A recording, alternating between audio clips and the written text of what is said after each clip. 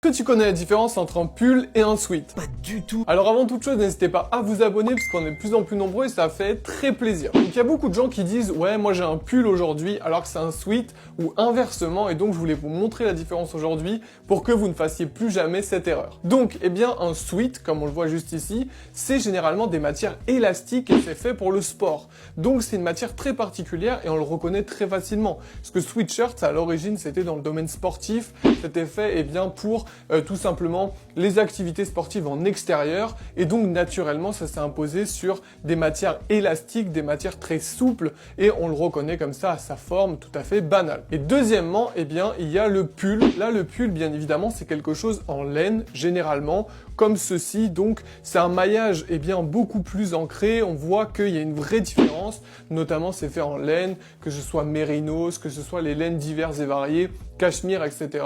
Et donc c'est un produit plus habillé généralement et pas du tout destiné au sport. Donc voilà, c'est juste un truc de langage, il n'y a pas de souci, on peut dire pull à la place de sweat, mais il y a quand même une vraie différence si on a vraiment envie eh bien, de faire les choses un petit peu carrées, sérieusement, et on voit que c'est véritablement deux vêtements totalement différents.